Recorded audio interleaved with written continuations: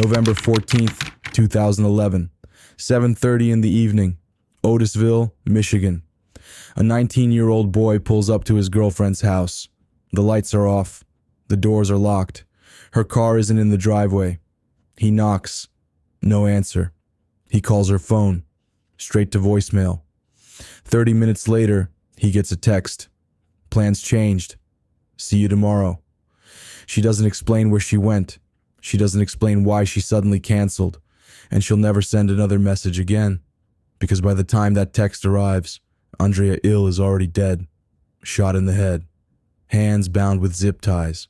Sitting in a basement chair while her killer rifles through the house, taking random items, perfume, a sweater, 3 knives, and leaving behind jewelry and solid gold sitting in plain sight. The boyfriend's name is Kenneth. Within 48 hours, he'll be the prime suspect. Within days, he'll confess to a crime he didn't commit. Within 4 years, he'll be convicted and sentenced to life in prison. And for the next 14 years, he'll fight to prove what the DNA evidence showed from day one. He's innocent. Because the real killer's DNA is under Andrea's fingernails. It's in her car. It's on a cigarette butt outside the house. Police know this from the beginning. They know Kenneth's DNA doesn't match. They know someone else murdered Andrea. But they don't care. They have a confession. They have a boyfriend who looks guilty. And they're not about to let the truth get in the way of a conviction. This is the story of how police destroyed an innocent man while the real killer lived free for 12 years. How genetic genealogy finally identified the murderer, but prosecutors still refused to drop the charges. How the justice system failed so completely that even after finding the murder weapon, even after the real killer confessed, Kenneth remains under house arrest, fighting for his freedom. What you're about to hear exposes the darkest side of American law enforcement. Coerced confessions, blocked attorneys, manufactured evidence, DNA that's ignored because it doesn't fit the narrative. We investigate cases like this every day that show how the system protects itself instead of seeking truth. Before we continue, kindly tell me in the comments section, where are you watching from? Otisville, Michigan, 2011. This is a small town in Genesee County, population around 900 people. The kind of place where everyone knows everyone, where violent crime is something that happens in Detroit, not here. Andrea is 20 years old. She works at a supermarket, lives with her parents, still figuring out what she wants to do with her life. College maybe, but she's not sure yet. So she works, saves money, spends time with her boyfriend Kenneth. They met at work, both young, both still living at home. Normal small-town relationship. Movies, hanging out, nothing dramatic. Kenneth's 19, comes from a well-off family, has no criminal record, no history of violence. He's just a kid dating a girl he likes. In November 2011, Andrea's aunt and uncle go out of town. They ask her to house sit while they're gone. Andrea jumps at the chance. It's like having her own place for a few days. Freedom, space, time away from her parents. For the first few days, everything's normal. Kenneth comes over. They watch movies, hang out, make plans for the next day. November 14th. They're supposed to spend the evening together. Andrea's going to pick Kenneth up. They'll go back to her aunt and uncle's place, watch some DVDs, just a regular date night. But shortly before she's supposed to leave, Andrea texts Kenneth, "Can't pick you up. Come here instead. Bring some movies." Kenneth shows up at 7:30. The house is dark. Andrea's car isn't there. Door's locked. He knocks. No answer. He tries calling. Nothing. So he waits. Figures she stepped out. She'll be back soon. 30 minutes pass. Then he gets the text. Plans changed. See you tomorrow. That's it. No explanation. Kenneth texts back, asking what's going on. No response. He texts again. Nothing. He's confused. Hurt. He thinks she's about to break up with him. That's the only explanation that makes sense. She canceled last minute. Won't explain why. Won't answer his messages. She's probably with someone else. Probably decided she doesn't want to be with him anymore. So Kenneth goes home. Plugs in his phone. Messages a female friend who works at a local store. Tells her Andrea is probably about to dump him. They text back and forth. Then he drives to the store where his friend works. Talks to her about the situation. She and her roommate invite him over to watch a movie. Take his mind off things. Kenneth shows up at their place around 10 p.m. Both girls will later confirm this. His phone records confirm it too. His phone connects to a cell tower near their apartment at that exact time. 20 minutes earlier, he's caught on surveillance camera at a gas station between the store and the apartment. Kenneth has an airtight alibi, multiple witnesses, phone records, video footage, timeline that accounts for every minute of his night. But here's what Kenneth doesn't know while he's sitting at his friend's apartment, trying to process his girlfriend's sudden coldness. Andrea is already dead. At some point between 7:30 and 10 p.m., someone walked into that house. Someone Andrea either let in or who had a key. Someone who brought a gun. Someone who shot her once in the head from several feet away. Someone who bound her wrists with plastic zip ties. Someone who stayed in that house for hours after killing her, removing those zip ties about 6 or 7 hours after her death. Someone who took random items, perfume, a sweater, knives, a rifle, bullets, some cash, but left behind jewelry and gold. Someone who drove away in Andrea's car, abandoned it miles away in a remote area near a national park, and that someone wasn't Kenneth. While Kenneth is with his friends watching a movie, someone withdraws $300 from Andrea's bank account. The ATM is in Davidson, Michigan, a 30-minute drive from the house. The transaction happens at exactly 10:07 p.m. 7 minutes after Kenneth's phone pings the cell tower near his friend's apartment. There is no physical way Kenneth could be in both places. The next morning, Kenneth tries calling Andrea. No answer. He drives back to her aunt and uncle's house around 10 a.m., knocks on the door. No one answers. He leaves, goes home. His family sees him there around 11 a.m. His phone location data confirms it. At that exact moment, 11 a.m., someone withdraws another $300 from Andrea's account. Different town, even farther away. Surveillance footage shows the person arriving in a white pickup truck. The video quality is too poor to identify a face. Kenneth doesn't own a white pickup truck. By now, Andrea's father is worried. She's not answering calls. Nobody's heard from her.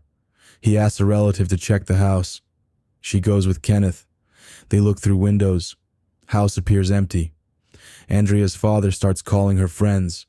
Nobody's heard from her in over 24 hours. That's when the family knows something's wrong. They organize a search, split into groups, drive around looking for her car. By evening, someone spots it. Parked near a national park, doors unlocked, keys missing. No sign of Andrea. Her father calls police. Officers contact Andrea's uncle, get permission to enter the house. They force open the door, go down to the basement. Andrea is sitting in a chair, single gunshot wound to her head, dead for approximately 2 days. The medical examiner determines she was killed the night of November 14th, the same night she canceled plans with Kenneth. The examiner finds marks on her wrists showing they were bound with plastic zip ties, though by the time police find her body, those restraints are gone. The timeline suggests they were removed 6 to 7 hours after death, meaning either the killer returned or stayed in the house most of the night. Crime scene investigators collect evidence, DNA samples from multiple locations, skin cells found under Andrea's fingernails, DNA recovered from her car, hair fibers, fingerprints. Everything gets sent to the lab. Detectives learn Andrea has a boyfriend. They go straight to Kenneth's house. He tells them everything, the canceled plans, the texts, where he was that night. He hands over a DNA sample without hesitation, gives them his fingerprints, lets them take the clothes he wore that night, lets them search his house. Nothing suspicious turns up, but detectives have a theory forming. Boyfriend. Victim cancels plans.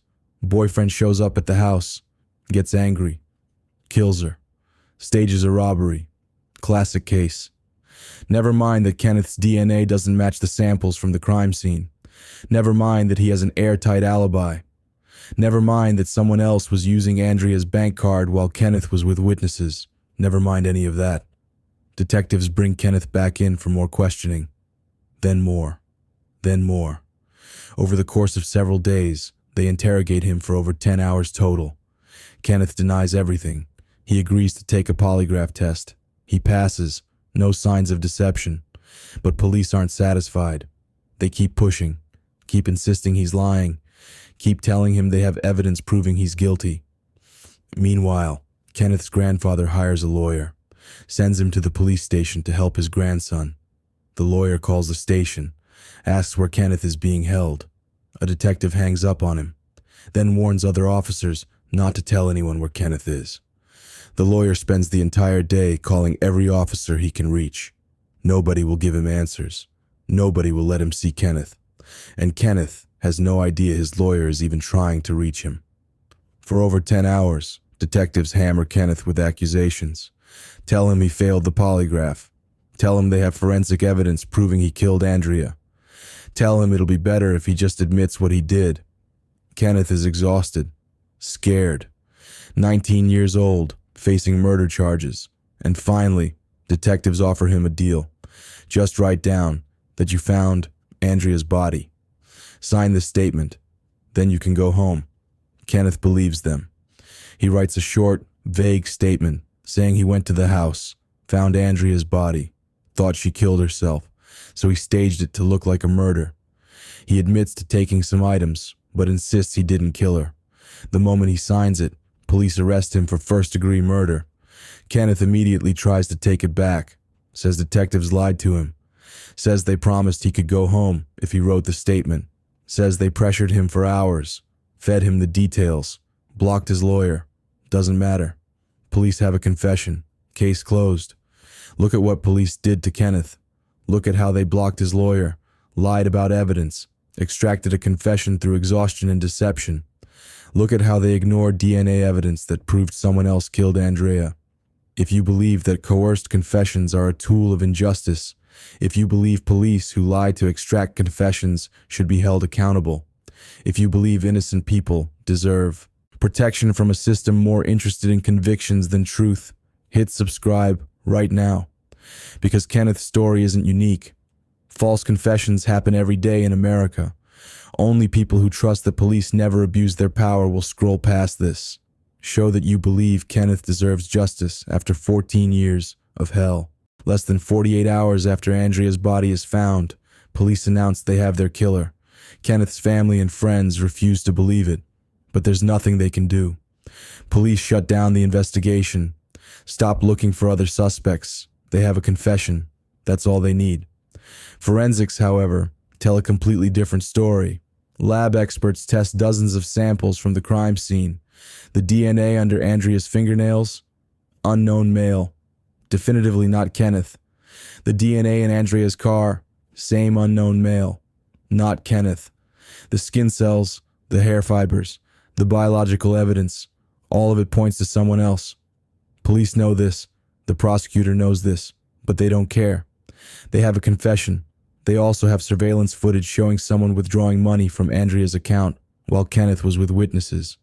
They have phone records proving Kenneth couldn't have been at the house during the murder. They have multiple witnesses confirming his whereabouts. None of it matters. Then comes the supposed smoking gun. Days after Kenneth's arrest, a detective opens the sealed evidence bag containing Kenneth's clothes and discovers a single bloody hair stuck to his pants. Tests show the hair and blood both belong to Andrea. Finally, physical evidence linking Kenneth to the crime. Except there's a massive problem. The pants themselves show no trace of blood, not even microscopic particles. If Kenneth had been wearing those pants during the murder, if he'd been close enough for Andrea's hair to land on them, blood spatter would be unavoidable.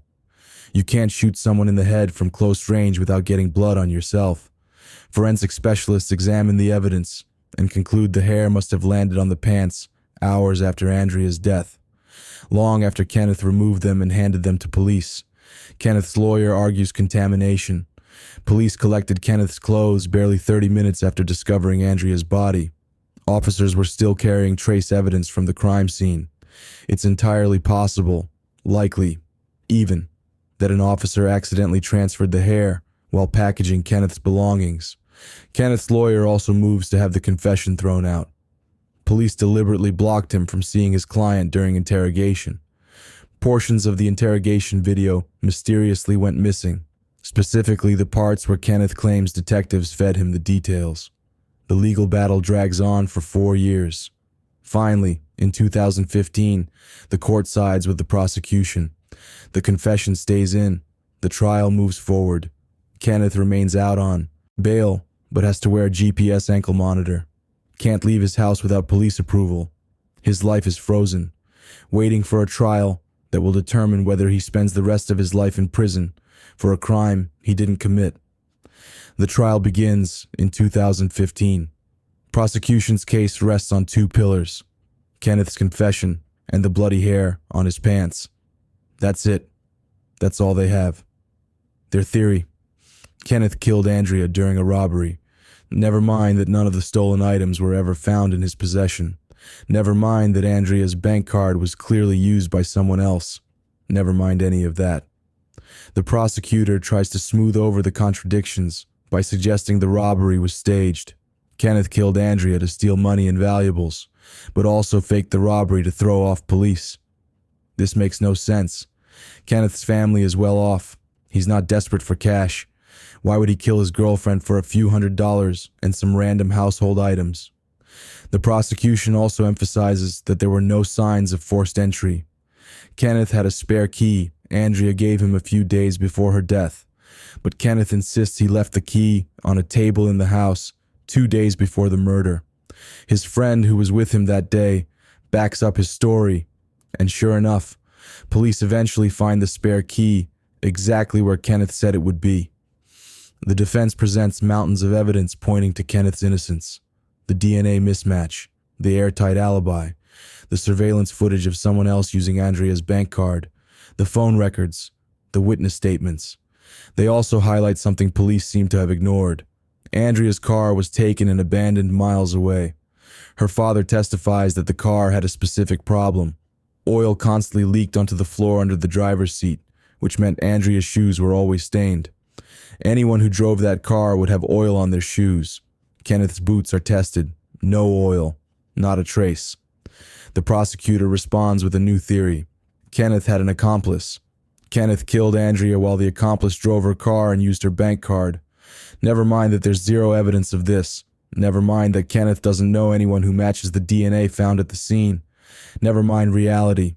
The prosecutor needs Kenneth to be guilty, so Kenneth must be guilty. The defense also points out that police never found the murder weapon. The missing rifle from Andrea's uncle's house didn't match the bullet that killed her. Neither did Kenneth's parents' guns. So where's the murder weapon? Who has it? Kenneth's lawyer accuses police of tunnel vision. From the moment they learned Andrea had a boyfriend, they focused exclusively on Kenneth. Never seriously investigated anyone else. Never followed other leads. To prove the point, the defense presents a list of 5 potential suspects police ignored. Top of the list, Jeffrey, a mutual acquaintance of Kenneth and Andrea. Jeffrey was the one who found Andrea's car. During the search, miles away in a secluded spot. How did he know where to look? Jeffrey also called Kenneth that day asking about Andrea's whereabouts, even though Kenneth never gave him his phone number. Police later find Kenneth's number written on paper next to where an unidentified DNA sample was recovered. Jeffrey also owns a car similar to the one caught on surveillance footage at the ATM. Andrea's brother points to another suspect, a local drug dealer. The brother admits he owed this dealer money, and that the dealer somehow knew Andrea had cash saved from her job. Maybe the dealer killed Andrea to get the money. Then there's David, whose own father tips off police saying his son might be involved. David has a criminal history: car thefts, assaults. He resembles the man seen withdrawing money from Andrea's bank card. Detectives claim they investigated all these leads, found nothing. But there's no documentation, no reports, nothing showing they actually looked at anyone besides Kenneth. After 2 days of deliberation, the jury returns a verdict: guilty, first-degree murder, life in prison without parole. Kenneth's lawyer immediately files an appeal. First attempt: the confession was coerced. Police illegally denied him access to a lawyer. Rejected. Second attempt. Kenneth was also convicted of theft, even though none of the stolen items were ever found. Rejected. Third attempt pays off. Kenneth's lawyer discovers a serious mistake in the jury paperwork. On the verdict forms, jurors had two murder charges to consider: first degree and second degree. For first degree, they could choose guilty or not guilty. For second degree, there was only one option: guilty. The jury literally couldn't find Kenneth not guilty on the second degree charge. In 2018, the appeals court can't ignore such a major flaw. Kenneth is granted a new trial. By then, he spent 3 years in prison. After the ruling, he's released on bail. But he's far from free. Ankle monitor, house arrest, waiting for a new trial that keeps getting delayed. Kenneth's lawyer keeps pushing for new DNA testing. Police resist. Years pass. Finally, in 2022, they agree to a fresh review. This is 12 years after Andrea's murder. Kenneth still hasn't had his second trial. Still living under house arrest. Still fighting to clear his name. Forensic experts go through every unidentified male DNA sample. No matches in the FBI database. So they focus on the strongest evidence: a cigarette butt found outside the house. The DNA matches the same man whose skin cells were under Andrea's fingernails. This is the killer, no doubt. Investigators send the cigarette butt to Othram, a company specializing in forensic genetic genealogy, the same technology that caught the Golden State Killer, the same technology that's solving decades-old cold cases. In January 2023, Othram reports a breakthrough.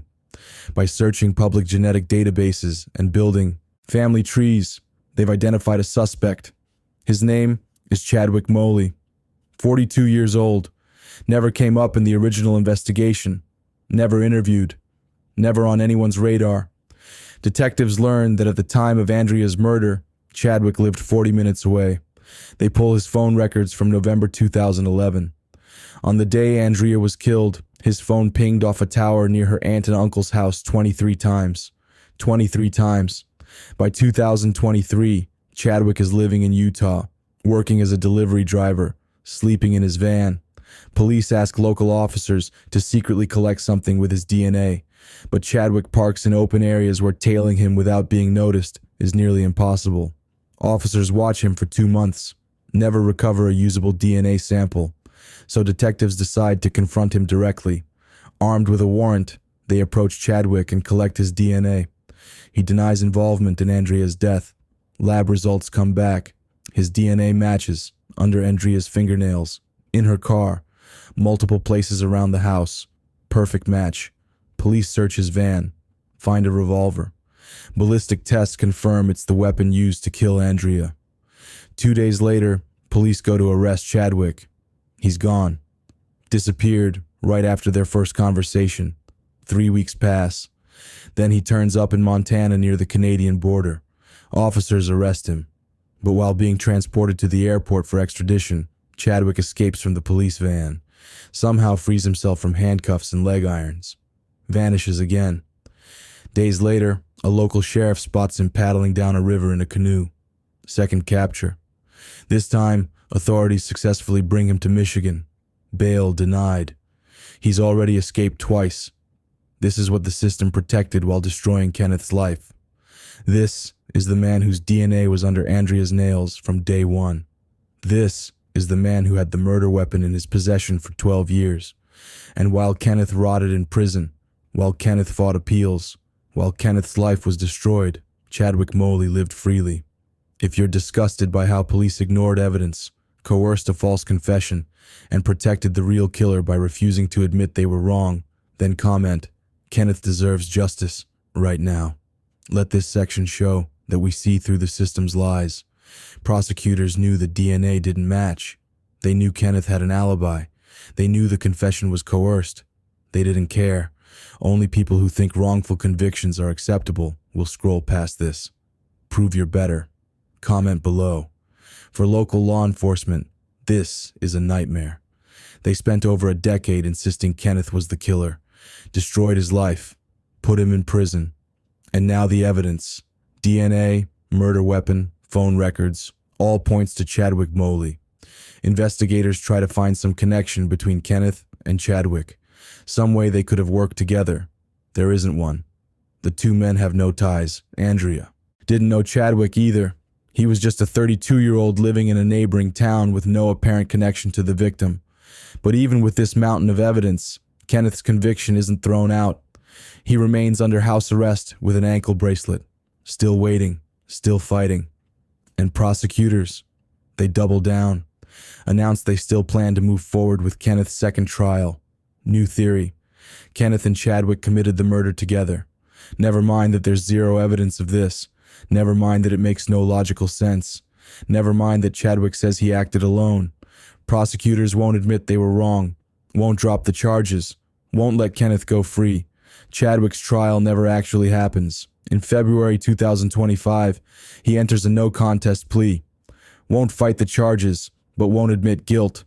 Tells the judge he was extremely drunk the night Andrea was killed and has no memory of what happened. During the hearing, a disturbing fact emerges.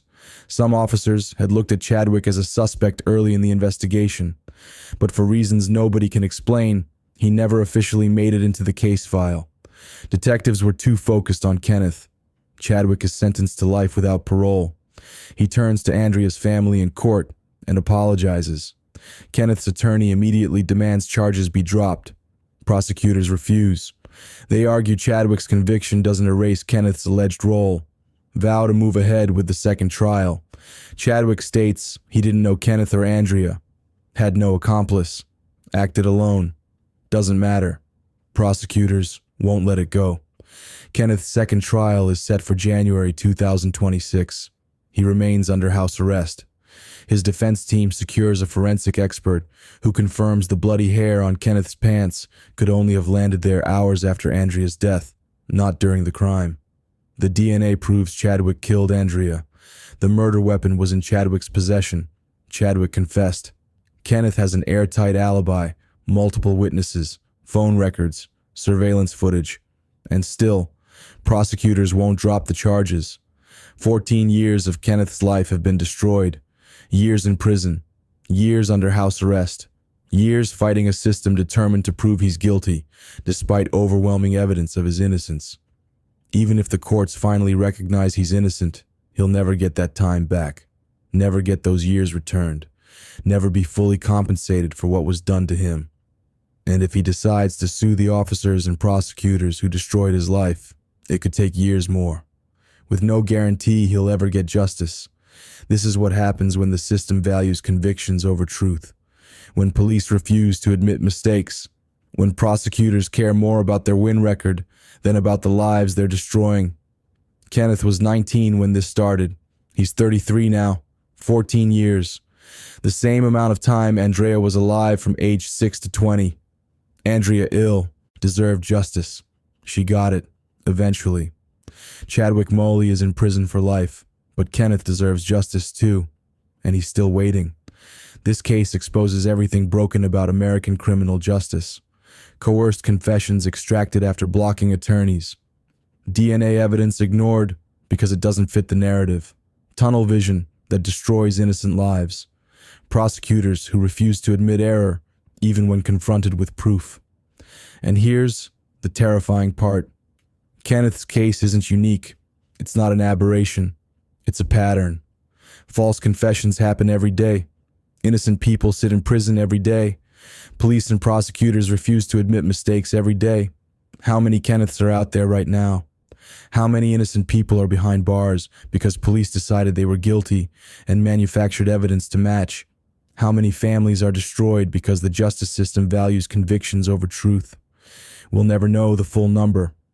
But we know it's more than zero. We know Kenneth isn't alone. The technology that identified Chadwick, forensic genetic genealogy, is solving cold cases across America. But it's also exposing wrongful convictions, proving innocence decades after someone was imprisoned, revealing how many times police got it catastrophically wrong. And every time one of these cases comes to light, we see the same pattern. Police ignore DNA evidence, coerce confessions, block attorneys, lie about forensic results, do whatever it takes to close the case and get the conviction, Kenneth's story should terrify you, not because it's unusual, because it's not. Look at what prosecutors are still doing to Kenneth. Look at how they refuse to drop charges even after the real killer confessed. Look at how the system protects itself at the expense of innocent lives.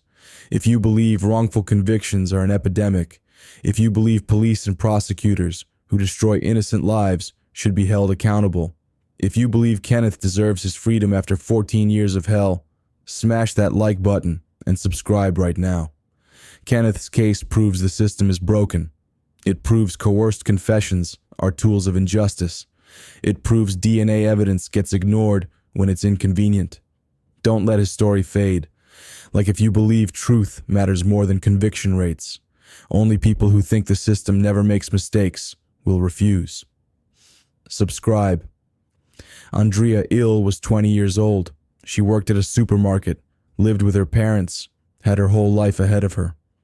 On November 14th, 2011, Chadwick Moley walked into a house and shot her in the head. She fought back, scratched him, left his DNA under her fingernails, left evidence that should have caught him immediately. But police were too busy destroying Kenneth's life to notice. For 12 years, Chadwick lived freely, worked normal jobs, drove around the country, kept the murder weapon in his van like a trophy. And Kenneth sat in prison, then under house arrest, fighting a system determined to prove he was guilty despite overwhelming evidence of his innocence. Andrea deserves better. Kenneth deserves better. Every victim of wrongful conviction deserves better.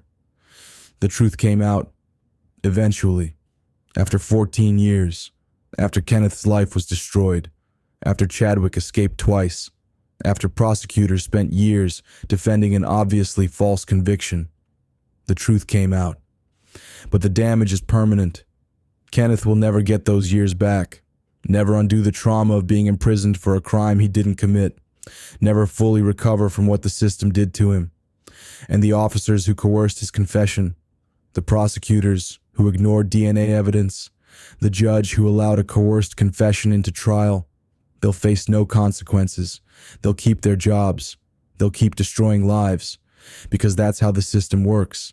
It protects itself, always. Kenneth's second trial is in January 2026. Maybe, finally, he'll be exonerated. Maybe the charges will be dropped. Maybe he'll be free to rebuild what's left of his life. Or maybe prosecutors will find a way to convict him again. Convince a jury that somehow, despite all evidence to the contrary, Kenneth worked with a man he never met to kill his girlfriend for no discernible reason. In America's justice system, anything is possible. Andrea 20 years old, murdered November 14th, 2011. Justice served February 2025, when Chadwick Moley was sentenced to life. Kenneth, 19 years old when arrested, 33 now. 14 years fighting for freedom, still waiting for justice. Gone, but not forgotten. Innocent, but not free. Truth revealed, but not accepted. That's the story of how the system destroyed an innocent man while protecting a killer.